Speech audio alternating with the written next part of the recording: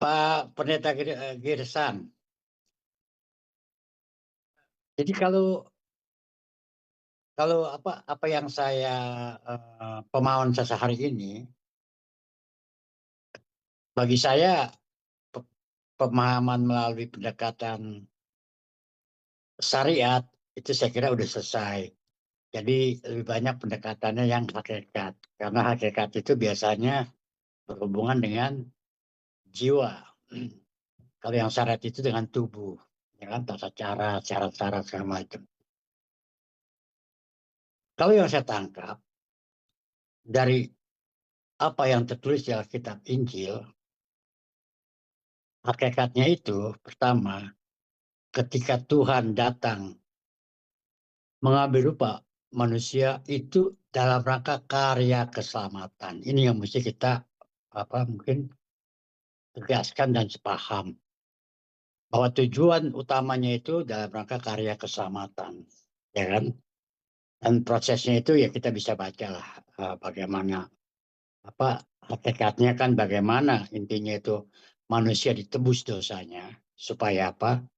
Supaya terbuka kembali pintu keselamatan itu. Nah, di beberapa kesempatan juga kan Paulus berkata, Kristus itu pengantara. Nah, jadi dengan penebusan dosa itu sekali untuk selama-lamanya. Dan Tuhan datang dalam rupa manusia pun sekali untuk selama-lamanya. Karena nggak mungkin karya keselamatan harus dilakukan berkali-kali. Dan ini sebetulnya kan cerita yang Tuhan juga bikin untuk bagaimana membuat kita semua mulai berbicara tentang adanya Tuhan, ya kan? Dan kita percaya dari sudut Tuhan yang diberitakan melalui pemberitaan Injil yang notabene dalam bentuk agama disebutlah kita agama Katolik atau agama Kristen. Tetapi intinya kita percaya Tuhan karena pemberitaan dari Alkitab. Yesus, nah ini adalah ketika dia dalam mengambil rupa manusia, dia menamakan dirinya Yesus. Dan saya sepakat mungkin untuk membedakan ketika dia sudah kembali ke alam naturnya roh, maka Paulus seringkali menyebut dia Kristus. Jadi kalau kita perhatikan itu, surat-surat Rasul Paulus ke sana, itu lebih banyak memakai kata-kata Kristus. Karena pada waktu Paulus memberitakan itu, Allahnya sudah kembali dalam rupa roh. Yesus akan lebih banyak kita temukan ketika dia memang cerita tentang kehidupan dia dalam rupa manusia, ya kan. Jadi pertama menurut saya sisi saya mesti tegas bahwa Allah dalam ketika mengambil manusia itu ke dalam rangka karya keselamatan karena titik tolak Injil diberitakan itu karena karya keselamatan ini gitu kan. Nah itu udah satu.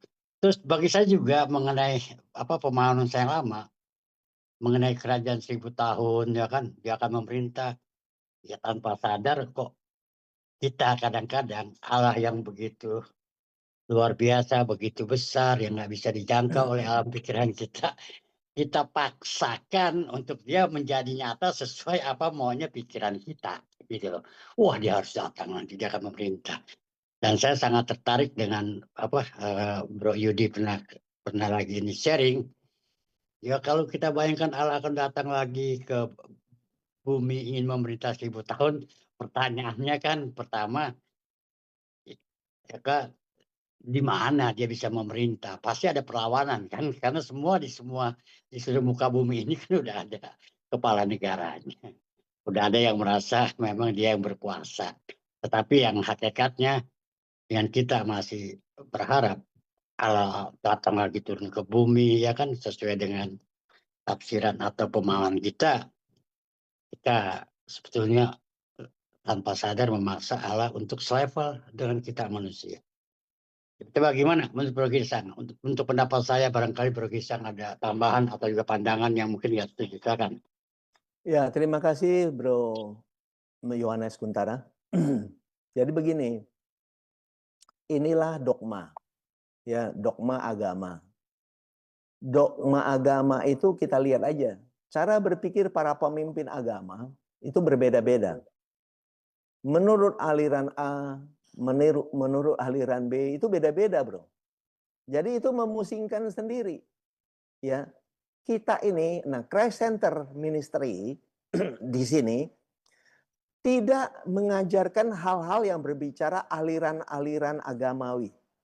Kita tidak berbicara aliran-aliran dogma agama, enggak. Kita benar-benar berbicara Injil Kristus yang murni. Kalau kita belajar di Perjanjian Lama, kita betul-betul baca melihat Kristus di situ. Dan melihat penggenapan dari nubuatan-nubuatan yang ada di Perjanjian Lama, bagaimana penggenapannya di Kristus itu, di Perjanjian yang baru.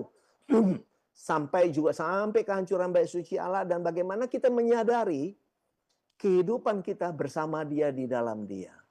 Sehingga pengajaran kita tidak masuk dalam pengajaran hayalan, tidak membawa dalam ilusi, tidak membawa dalam mimpi-mimpi. Enggak, tapi kita mengajak kita hidup dalam fakta kebenaran firman.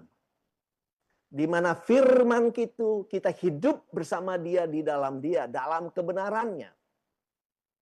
Sehingga kalau dilihat pun dari sikap hati kita, cara kita berpikir, cara kita berbuat, baik itu kebiasaan kita, karakter kita, karakter hidup kita, integritas hidup kita, itu tentu berbeda dengan orang-orang yang hidup dengan agamawi. Beda. Karena orang yang hidup dengan agamawi, hidupnya bersandiwara, saudaraku. Hidup penuh sandiwara. Melakukan ini supaya dilihat Tuhan, kita itu baik. Kita melakukan ini supaya kita dapat pahala, misalnya. Supaya ini. Itu hidup orang yang beragama. Nah, pengajaran kita di Christ Center Ministry tidak hidup dengan pola-pola agama. Enggak. Kehidupan yang kita sharingkan bersama hari ini dan seterusnya yang selama ini adalah mari mengajak kita semua tersadarkan hidup bersama Dia, bersama Kristus di dalam Dia. Dia hidup di dalam kita. Kehidupan inilah kehidupan kita day by day. Relasi inilah yang intim antara Kristus dengan saudara dan saya. Kita hidup bersama Dia dalam Dia, di dalam setiap detak jantung kita, di dalam setiap tarikan nafas dan hembusan nafas kita. Baik kita tertidur maupun kita apapun yang kita lakukan, apapun yang kita kerjakan. Itu, bro. Jadi inilah ajakan kita bersama. Jadi apa yang bro katakan tadi udah benar, bro. Ya, jadi ajakan kita bersama kepada semua sahabat-sahabat yang hadir, saya mengucapkan terima kasih kepada sahabat-sahabat yang ada di Zoom maupun yang teman-teman di TikTok ada 24 orang. Terima kasih juga sahabat-sahabat di TikTok. Jadi inilah kehidupan kita, saudaraku. Jadi jangan ada ketakutan apapun, bersama Tuhan, di dalam Tuhan, Anda akan dipakai luar biasa untuk melakukan hal-hal yang luar biasa bersama Tuhan, di dalam Tuhan. Itu kira-kira, bro. Silakan kok ada pertanyaan lain.